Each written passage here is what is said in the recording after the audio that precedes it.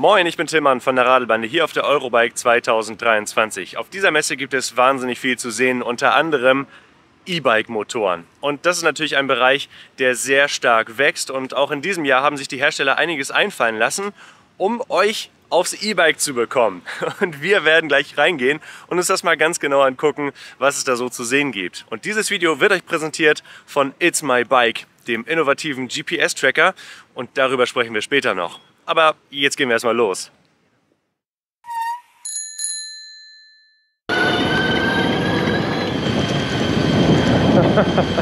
Ich bin nach wie vor begeistert. Das ist ein ziemlich cooles Produkt, aber naja, lassen wir das jetzt mal so unkommentiert. Das ist so krass. 113 Newtonmeter liegen bei diesem... Jetzt bin ich hier bei Brose und bei Brose möchte ich gerne 3 Themen ansprechen. Und zwar haben sie den neuen Drive HMAC Motor. Der ist speziell für Cargo Bikes entwickelt worden.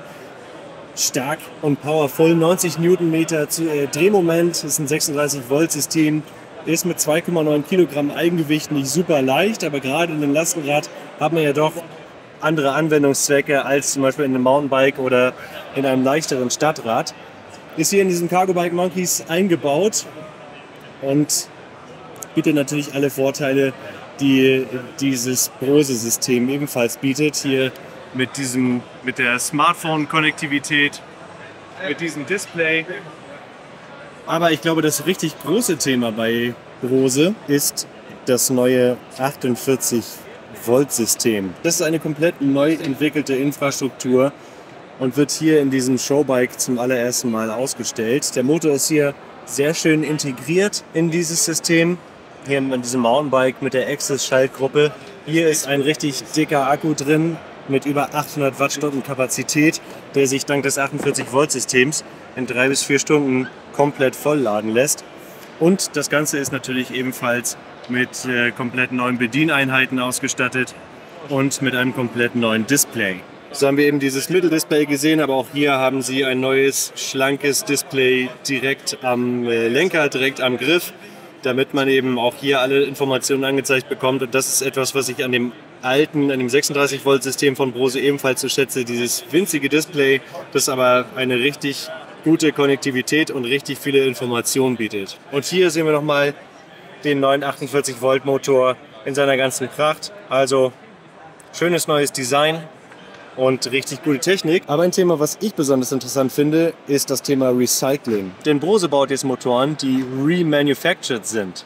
Aus Teilen von alten Motoren werden neue Motoren, die dann auch für den Anwender, für den Hersteller günstiger sind in der Beschaffung, haben ebenfalls 2 Jahre Gewährleistung und sind zu einem großen Anteil eben aus Komponenten, die aus alten Motoren kommen, aber noch gut Verwendung finden konnten und werden dann hier zu neuen remanufactured Motoren zusammengebaut. Das finde ich ziemlich cool. Das reduziert natürlich den CO2-Fußabdruck bis zu 21 Kilo oder Minimum 21 Kilogramm CO2-Äquivalent wird dann pro Motor gespart und das ist natürlich jede Menge. Und cool, dass solche Sachen eben nicht aufwendig irgendwie wieder recycelt werden müssen, sondern einfach wieder Anwendung finden, wenn sie noch gut genug sind. Alles, was fährt, muss auch gebremst werden können und deswegen sind wir jetzt gerade bei Magura, denn die haben eine neue Bremse für Cargo Bikes entwickelt und vorgestellt. Hier sehen wir erstmal die Bremshebel für das ganze System, die sehr stark nach Bremshebeln für Motorräder aussehen, also richtig große Geräte mit großem Ausgleichsbehälter und hier an diesem Nubea sind die dran gebaut.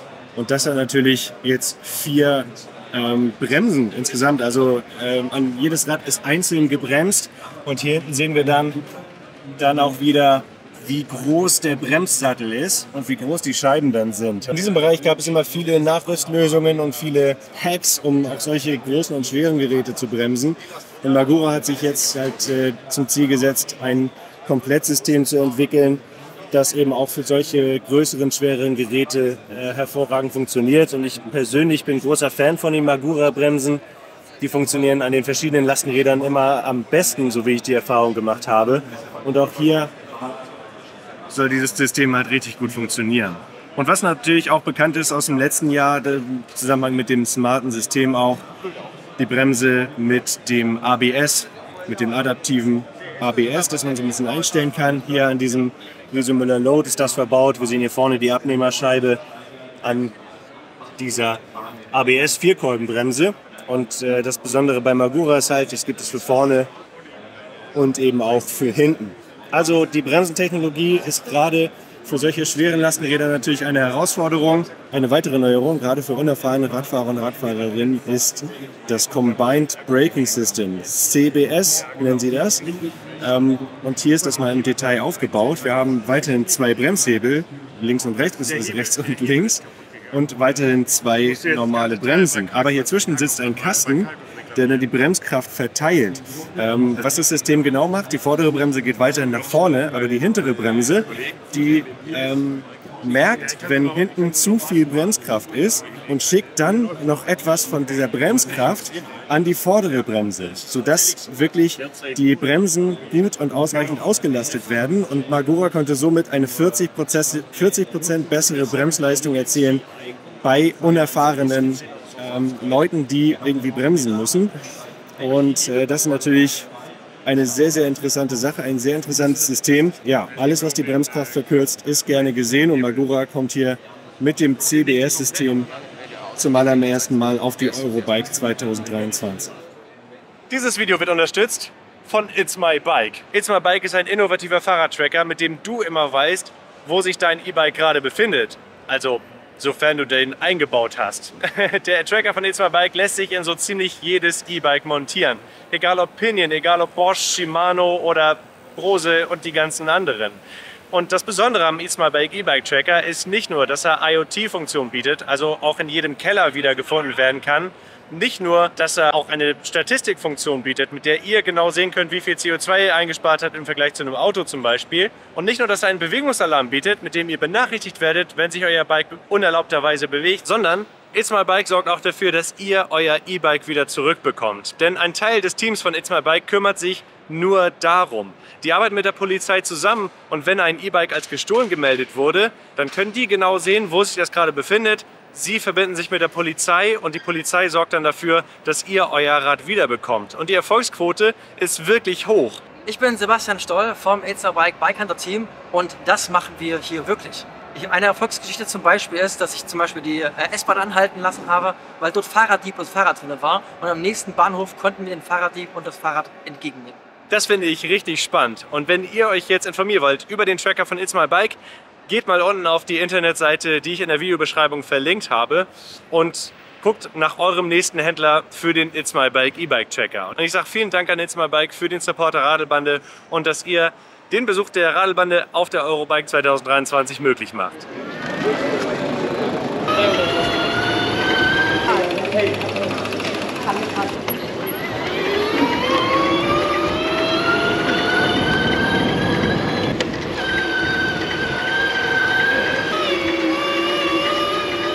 Ich bin gerade auf einem interessanten Bike unterwegs und zwar auf einem Vollcarbon halb Mountainbike, halb normalen Stadtfahrrad. Und zwar ausgestattet hier mit einem Cycli Valeo System. Also das System heißt Cycli und ist ein Motor kombiniert mit einer 7-Gang-Schaltung. Also ich muss sagen, der Antritt ist schon ganz amtlich. Wir waren jetzt gerade in dem Predict-Modus, der so ein bisschen predikten soll, also so ein bisschen vorausschauend sein soll, was man als Person auf dem Sattel eventuell unter Umständen brauchen könnte. Wir sind jetzt aber mal in den Turbo-Modus gegangen und man kann auch hier ganz einfach in einen manuellen Modus schalten. 7 Gänge hat das Gerät und es gibt verschiedene Modi. Einmal Turbo, dann gibt es aus, einen Eco-Modus und eben diesen Predict-Modus, der dann immer im Automatik-Modus ist. Und wir gehen jetzt mal in Turbo und schalten in den manuellen Modus und sehen, wie es uns dann gleich mal da hochbringt.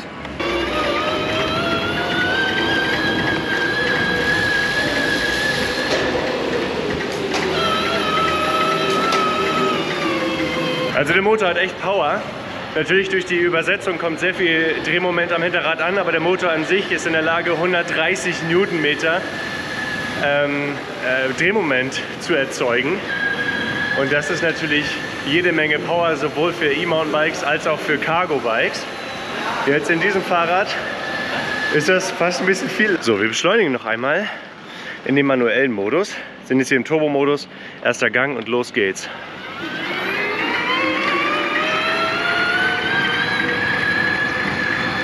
Und das finde ich ziemlich interessant. Also die Gangwechsel, die sind sehr leise und die Gänge rasten auch sofort ein. Also man kann nach oben gut die Gänge auch unter Last durchschalten. Runterschalten unter Last geht allerdings nicht so einfach. Und was auch auffällt, dadurch, dass der Motor eben dieser vorgeschaltet ist, ist das Geräuschniveau immer abhängig von der Geschwindigkeit und nicht von der Übersetzung.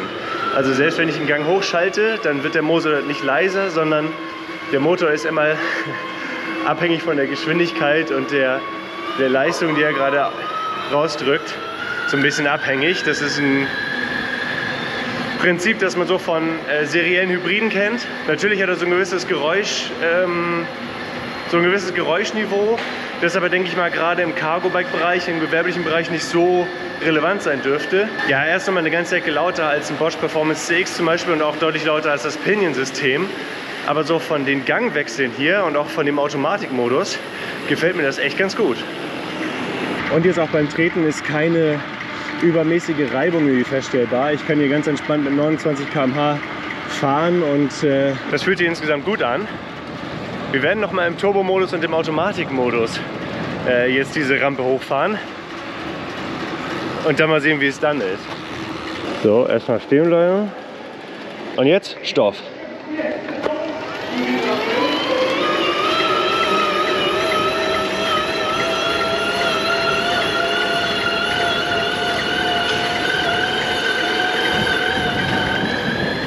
Oh. Also ich glaube, schneller bin ich hier noch nicht hochgefahren. Der Motor hat richtig Power und auch die Gesamtübersetzung und die Gangwechsel gehen im Automatikmodus wirklich überraschend smooth. Jetzt mal gucken, ob ich runterschalten kann. Ah ja, okay, das lässt sich auch übersteuern und beim Runterschalten, dann blinkt es jetzt so. Und erst wenn ich ein bisschen Power vom Pedal runternehme, schaltet er einen Gang runter. Also da gibt es auch so einen Anti-Übersteuerungsmechanismus, der halt dann dafür sorgt, dass die Schaltung möglichst langlebig einmal halten bleibt. Wie gesagt, die Geräuschkulisse ist gerade beim Beschleunigen ziemlich groß, ziemlich laut. Aber jetzt hier so während der Fahrt beim Schwimmen auf der Drehmomentwelle macht es eigentlich ein ganz angenehmes Geräusch. Aber man merkt schon, dass da einiges los ist in diesem kleinen Gehäuse, das wir uns jetzt angucken. So, bevor wir uns den Motor noch mal ganz genau angucken, habe ich mir einen Helm aufgesetzt. Warum, fragt ihr euch? Weil ich jetzt ein S-Pedelec fahre. Und los geht's. Also ich sitze jetzt tatsächlich viel zu niedrig auf diesem Ding. Aber gut, es geht ja um den Motor und wir wollen mal sehen, wie der mich gleich anschiebt und wie der auch im S-Pedelec-Modus funktioniert. Wiederum Automatikmodus, Predict und los geht's. Also S-Pedelec ist natürlich ein Fahrrad, das bis zu 45 km/h unterstützt. Oder in diesem Fall kein Fahrrad mehr, sondern ein Kraftfahrzeug. Deswegen auch der Helm. Das ist natürlich ein Nischenmarkt in Europa, beziehungsweise gerade in Deutschland ein Nischenmarkt. Aber dieses Bike hier, das Fluid 3S, wurde auch speziell für den amerikanischen Markt entwickelt. Klingt also ein bisschen wie Buell, ne? Los geht's.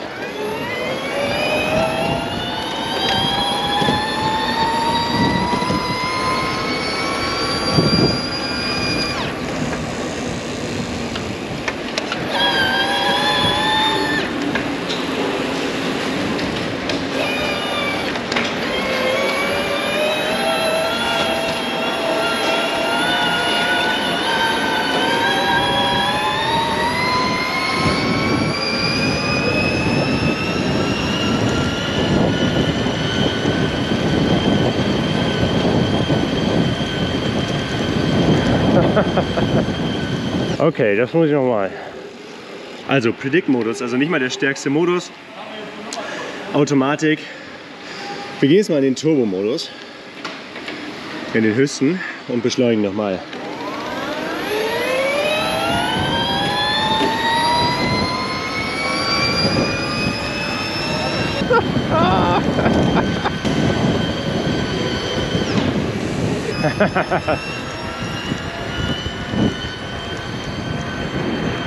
Ja, der tritt natürlich richtig rein ins Pinion, ins Stromer da vorne gerade.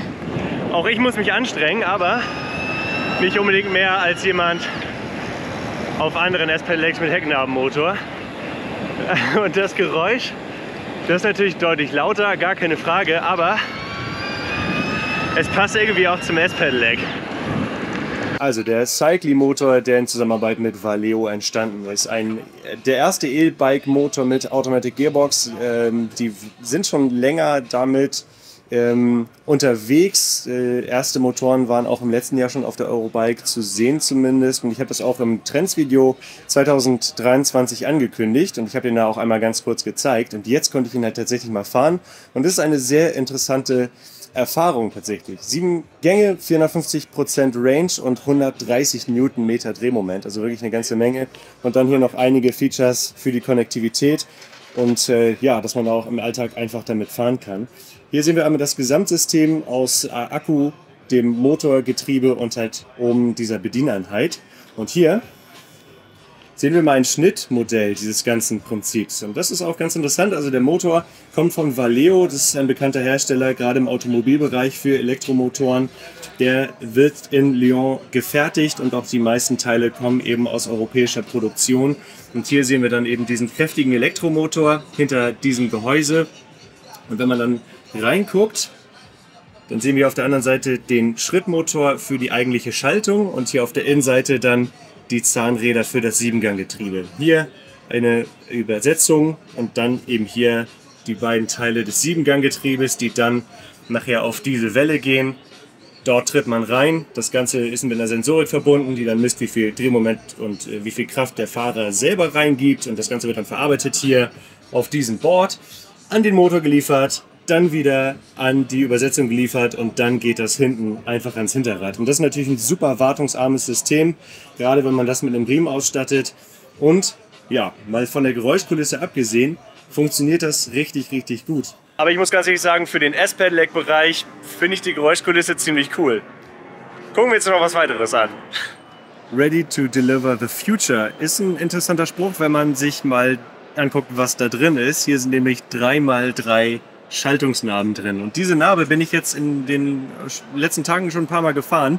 Wenn euch das interessiert, wie die fährt, dann empfehle ich euch mal das Video von Muli und auch in dem einen Cargo-Bike-Video fahre ich einen Maximilian mit einer 3x3 und hier zeigen sie auch, wie sie noch einsetzbar ist. Hier in diesem Go Low Bike, also einem großen Schwerlasten-Cargo-Bike mit einem gemütlichen Sitz und hier drin kann man dann die 3x3-Narbe in Action sehen. Der Vorteil an dieser Narbe ist, dass sie nur 9 Gänge hat, aber trotzdem eine große Entfaltung von 540%. Damit kommt man wirklich auf größere Steigungen einfach hoch und diese Narbe hat nicht so viele Gänge wie zum Beispiel eine Rohloff, was das Ganze gerade mit einem Elektromotor und gerade für so ein Fahrrad nochmal deutlich angenehmer in der Bedienung macht. 554% sind es sogar Entfaltung, also nicht nur 540, 250 Newtonmeter Maximum Input Torque, also auch jede Menge.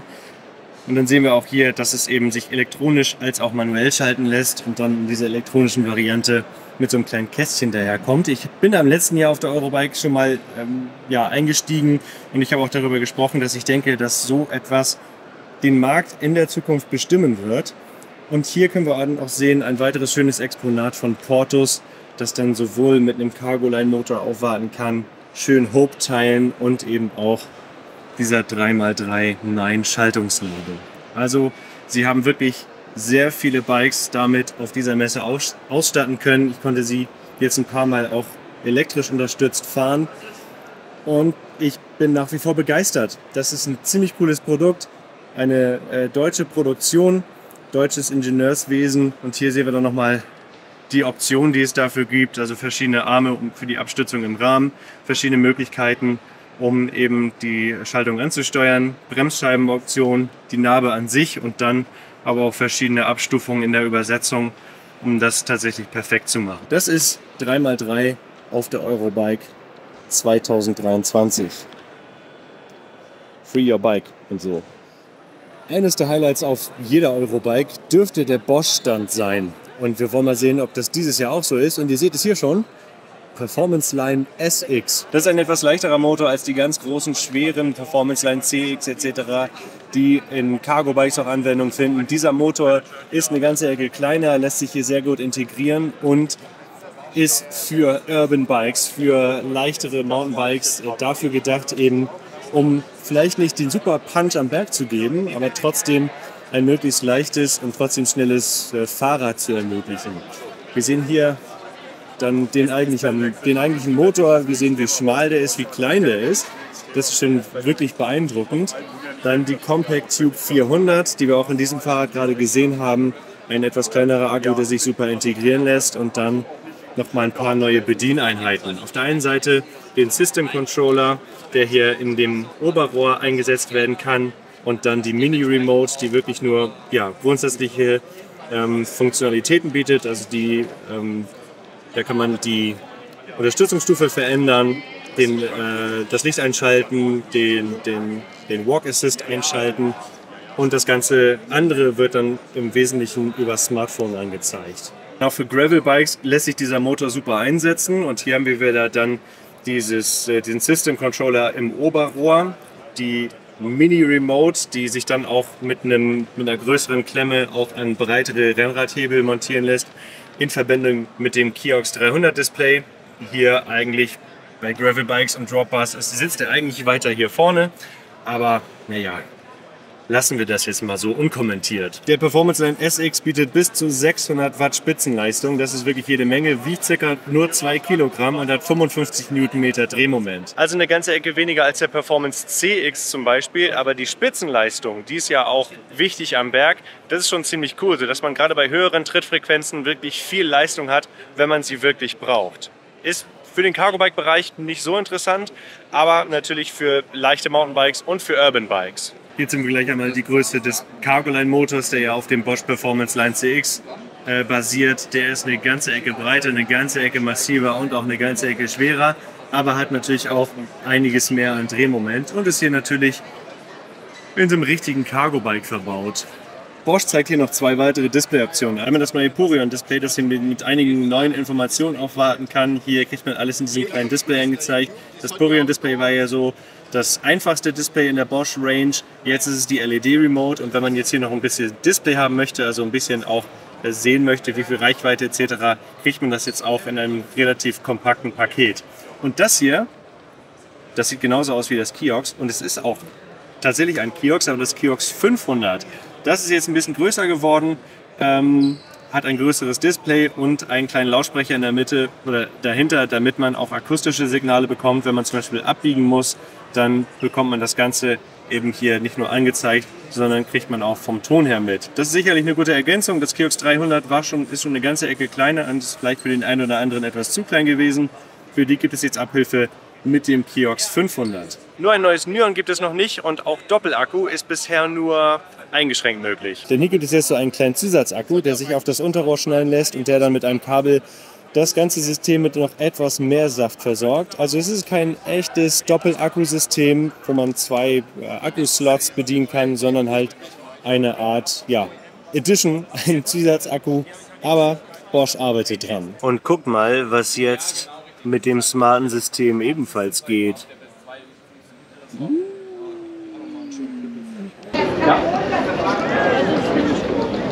Also ich habe jetzt so mal ein Bike mit einem Performance SX geholt, und zwar das Easy Carbon, das sehr leicht ist, und mit diesem Rad sollte der Motor wenig Probleme haben, aber das testen wir gleich mal.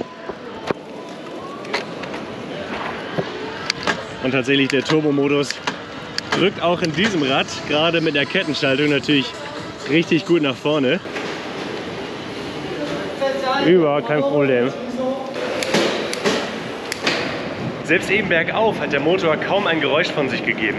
Der ist wirklich sehr leise, hat eine gute Kraftentfaltung und Bosch-typisch reagiert er sehr feinfühlig auf mich in diesem Fall. Ja, selbst im Tour Plus Modus ist die Kraft echt gut da, und auch das große Kiox-Display, das ist eine echt gute Ergänzung. Und auch diese kleine Fernbedienung, die gefällt mir tatsächlich ein bisschen besser als die LED-Remote, weil die doch ein bisschen überfrachtet ist, und wenn man hier sowieso ein Display hat, dann sind auch die Informationen, die die LED-Remote anzeigt, gar nicht unbedingt notwendig. So viele schöne Räder, so wenig Zeit. Ich bring's mal schnell wieder zurück. Shimano, oh, Shimano, oh. Shimano hat sich in diesem Jahr eher auf das Cruise-System konzentriert. Das ist eine neue Schaltgruppe, die sehr variabel ist. Die dürfen wir auch in dem ein oder anderen Cargo-Bike eventuell sehen. Aber insgesamt nicht so viele Neuheiten im Cargo- und E-Bike-Bereich bei Shimano. Jetzt bin ich bei Heinzmann angelangt und Heinzmann bzw. Schaeffler, Heinzmann, die haben E-Motoren. Und das hier ist der Cargo Power RN 111 und anders als diese Zahl vermuten lässt, sind 113 Newtonmeter liegen bei diesem Motor hier in der Narbe dann an, wenn der die volle Leistung abliefert. Es ist ein 250 Watt Motor, der mit 600 Watt Spitzenleistung wirklich jede Menge Kraft bereithält, gerade eben für schwere Lastenräder, und dafür ist dieser Motor entwickelt worden. Hier 240 Umdrehungen pro Minute, maximale Geschwindigkeit bei 36 Volt und bei 48 Volt 310, also lässt sich auch mit unterschiedlichen Spannungen betreiben und soll wirklich dafür geeignet sein, wirklich bis zu 300 Kilogramm schwere Fahrräder, also wirklich schwere Lastenräder nach vorne zu bringen. Entweder hier als Frontnabenoption oder als Hecknabenoption, und teilweise werden diese Motoren auch bei großen Cargo-Bikes in der Mitte verbaut und treiben dann eine Kette an, die zu einem Differential oder direkt zu den hinteren Rädern führt.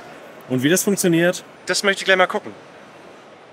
Ich bin jetzt hier bei Pendix am Stand, und Pendix ist am ehesten für seine Motoren bekannt, die sich relativ einfach nachrüsten lassen. In diesem Falle als Mittelmotor. Er ist von Muli zum Beispiel bekannt, die den sehr gerne verwenden, und dann auch hier mit diesem Akku-Pack. Und im Grunde kann man den auch relativ einfach selbst an so gut wie jedes Fahrrad nachrüsten. Und deswegen ist er natürlich besonders interessant, auch im Sinne der Nachhaltigkeit. Also man kann den Motor in verschiedenen Fahrrädern mitnehmen, wenn man mal das Fahrrad wechselt, und wenn man irgendwann mal keinen Motor mehr braucht, dann kann man ihn auch einfach wieder aus dem Fahrrad rausschmeißen. Das ist ein 65 Newtonmeter Motor, also beziehungsweise ein 250 Watt Motor mit 65 Newtonmeter Drehmoment, hat kein Getriebe drin, sondern treibt halt dann diesen Kettentrieb direkt an.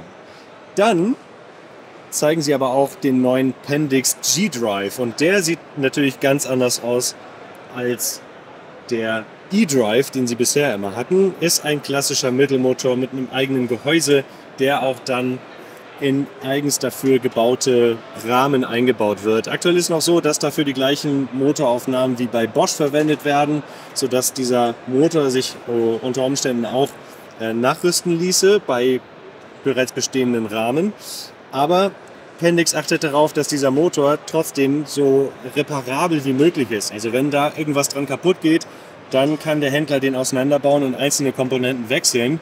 Und Pendix möchte das auch so machen, dass sich verschiedene Akkus dafür verwenden lassen und man nicht nur auf ein geschlossenes System eben angewiesen ist. Und die Eckdaten sind auch vielversprechend. 85 Newtonmeter Drehmoment, 250 Watt Nenndauerleistung und 3,3 Kilogramm wiegt dieser Motor. Ist also nicht der leichteste Motor, aber gerade dieser Punkt der Reparabilität, der macht solche Motoren auch immer ein bisschen schwerer halt. Und der dritte Motor von Pendix ist der Hecknabenmotor. Das ist ebenfalls wiederum ein 250 Watt Motor mit 70 Newtonmeter Drehmoment, ist getriebelos, also sehr, sehr leise und sitzt hier direkt im Hinterrad. Und das Besondere hier ist wiederum, dass der modular ist. Also hier kann man sehen, der besteht im Grunde aus mehreren Teilen und kann sich von der Narbe an sich trennen lassen, sodass man auch bei einem defekten Motor das relativ schnell austauschen könnte und somit die Standzeiten für solche Fahrräder möglichst gering sind. Diese Motoren werden gerne in gewerblich eingesetzten Lastenrädern verbaut, wo es wirklich wo es wirklich wichtig ist, dass diese Räder möglichst viel und möglichst lange auf der Straße sind und die Standzeiten möglichst verkürzt werden. Ja, das sind die Motorneuigkeiten bei Pendix, also der E-Drive-In, der G-Drive, meine Tasche und der E-Drive. Jetzt sind wir bei Pinion, und Pinion kommt dieses Jahr mit einem absoluten Kracher. Der MGU, Motor, Gearbox, Unit, alles in einem System. Das ist keine neue Idee, aber ich glaube, Pinion hat es hier auf eine sehr spannende Art und Weise zusammengeführt, weil sie einfach durch ihre hochwertigen Schaltungen schon einfach wahnsinnig viel Erfahrung in diesem Bereich haben und auch diese Pinion-Getriebe ja sehr langlebig sind. Also was haben wir erstmal für Daten? Wir haben entweder 9 bis 12 Gänge, wir haben elektrisches Schalten, wir haben 85 Newtonmeter in dem E-Motor und bis zu 160 Newtonmeter Wheel Torque. Also durch diese integrierte Übersetzung kommt natürlich eventuell sogar noch mehr Drehmoment beim Rad an. Und dann 600 Watt oder 800 Watt Peak Power und bis zu 400% Support. 600 Watt Spitzenleistung ist schon eine ganze Menge. Das ist natürlich normalerweise ein 250 Watt Nenndauerleistungsmotor für den europäischen Markt. Aber die Spitzenleistung ist das, was dich nachher den Berg hochbringt. Und sie haben hier einige Räder, in denen das ausgestellt wurde. Auf der einen Seite Räder von Tout Terrain, also für jedes Terrain geeignet, richtige Reiseräder. Auf der anderen Seite aber auch, und das finde ich natürlich besonders interessant, die Zusammenarbeit mit Kettler. Denn Kettler hat natürlich das Cargo Bike, das ich euch auch schon gezeigt habe, das ich schon getestet habe. Und hier ist das jetzt auch mit diesem integrierten Motorgetriebe verfügbar. Also verfügbar ist noch nicht, erst ab 2024. Und es kommt auch in einer vollgefederten Variante. Also nicht nur das HT, sondern auch als Full Suspension Variante. Wir gucken uns doch mal an, was es so für Akkus und so gibt. Aber das hier ist dieses Motorgehäuse, das ist natürlich ziemlich groß. Da muss relativ viel Technik reinpassen. Es unterscheidet sich aber ansonsten so von der Optik nicht groß von irgendwelchen etablierten Motoren. Und hier können wir mal sehen, wie das aufgeschnitten aussieht. Also auf der einen Seite der Elektromotor, der in diesem relativ kompakten Gehäuse dann auch mit dieser Schaltung kombiniert wurde. Und ja, ich kann gar nicht sagen, was jetzt hier genau für was verantwortlich ist. Auf jeden Fall, hier kommt die Kurbel dran, da drückt der Fahrer dann rein und diese ganzen Informationen werden dann hier in diesem Prozessor verarbeitet und der Motor soll ein sehr natürliches Fahrgefühl bieten und dann gleichzeitig eben mit dieser Schaltung auch alles in ein Paket bieten. Aber auch die mechanischen Komponenten werden von Pinion nicht vernachlässigt. Wir haben hier eine Pinion C12 an einem Pilot Gravel Bike und zwar mit der Smart Shift Technologie. Gehen wir auf die andere Seite. Die hatte ich euch im letzten Jahr schon einmal gezeigt. Dieser kleine Kasten, der sorgt halt dafür, dass jetzt nicht 2 Bauzüge hier reingehen müssen und diese Schaltung dann damit funktioniert, sondern hier drin ist ein kleiner Elektromotor, der das übernimmt und dadurch bekommt das Rad natürlich eine aufgeräumtere Optik und es werden auch solche Sachen hier möglich. Also hier so 2 Schalter, um hoch und runter schalten zu können auf dieser oder in dem Getriebe, ohne dass man hier irgendwie einen Drehschalter haben muss, ohne dass man hier unten irgendwas noch umbauen muss, sondern das ist jetzt alles in einem System. Ist wahrscheinlich für den Zweitkanal interessanter, aber auch wenn ihr ein manuelles Cargo-Bike habt ohne Motor und gerne mit Pinion fahren würdet und das dann mit elektrischer Schaltung, dann geht das jetzt auch. So, wir starten jetzt mit der Pinion MGU hier an diesem Easy Bike. Das ist alles hier sehr schön gemacht, sehr schön integriert und wir legen mal los. Also initial der Start im Öko-Modus, wollte ich gerade sagen. Im Eco-Modus ist sehr angenehm. Der Anfahrgang ist ebenfalls gut. Okay, so geht's runter, da geht's hoch. Ah, sehr, sehr interessant. Ich sage gleich was zu meinen Eindrücken etwas genauer. Ich fahre jetzt erstmal ein bisschen. Auch schöne Bezeichnung der Modi. Fly, Flex, Flow, Eco und Off. So, jetzt gucken wir mal. Wir sind jetzt im Flex-Modus, können in den Fly-Modus gehen. Das sind die verschiedenen Unterstützungsstufen. Hier bekommen wir alles Mögliche angezeigt. Wir haben hier eine intuitive Bedienung hier mit so einem Knopf, mit der wir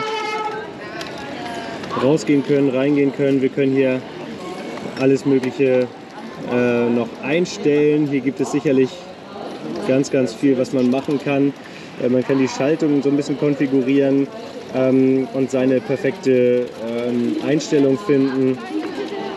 Und die Bedienung ist recht intuitiv, das Display ist hell genug, selbst hier bei so einer großen Sonneneinstrahlung kann man wirklich alles sehen. Und mit dem Lichtbutton geht es zurück, dann gehen wir einfach mal zurück und fahren los.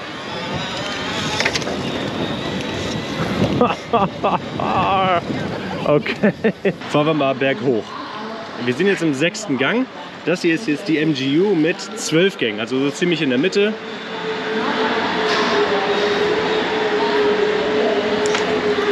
Fünfter Gang.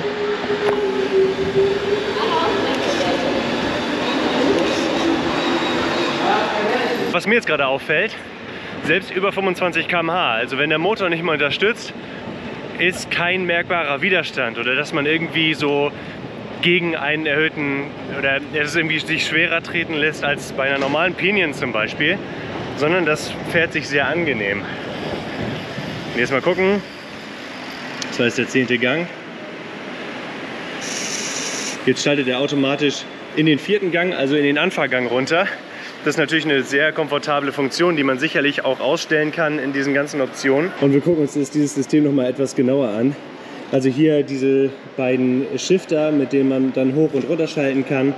Dann hier das große Display. Also ich finde es tatsächlich echt gut. Es gibt noch dann eine App, wo man auch eine Navigation einschalten kann. Und dann hier die Schalteinheit, die Kontrolleinheit. Denn das hier ist kein Touch-Display, das dann irgendwie komplett beschmiert und das man dann teilweise nicht ablesen kann, sondern das ist halt wirklich dann nur über diese Kontrolleinheit bedient. Also gerade Easy kriegt das hier sehr gut hin, diese MGU in das Rahmendesign zu integrieren. Das ist, finde ich, also bislang die schönste Integration, die ich bisher gesehen habe, auch wenn es jetzt in dem Urban Bike Bereich ist.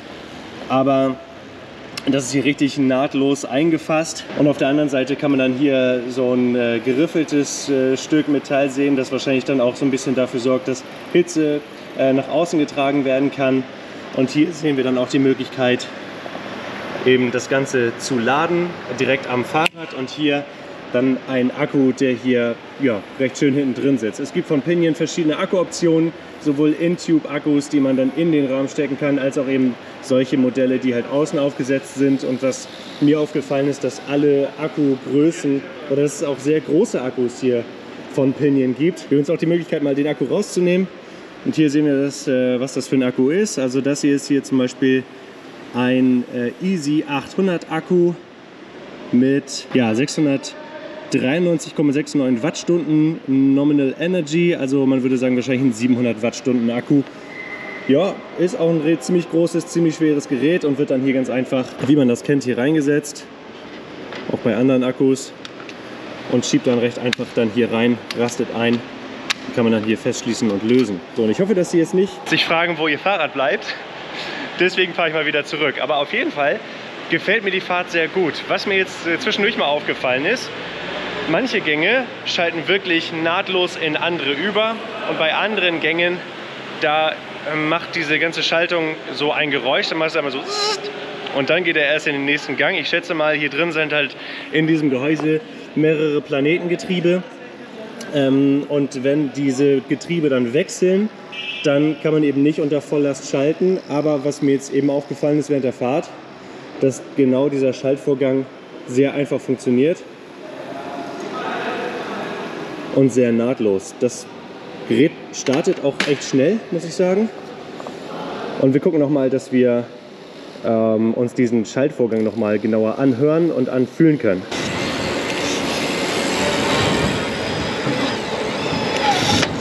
Okay, da war es eben. Zwischen 8 und 9 war so ein lautes Klick zu hören. Also das ist dann wohl dann auch so ein Wechsel zwischen den einzelnen Zahnrädern, sodass es da dann einmal zwischendurch etwas lauter wird. Aus dem Stand und das ist so kraftvoll. Also Pinion spricht, glaube ich, davon, dass 120 Newtonmeter am Reifen dran sind. Und das macht natürlich gerade so ein Rad hier zu einer echten Wheelie-Maschine, wenn man es drauf anlegt.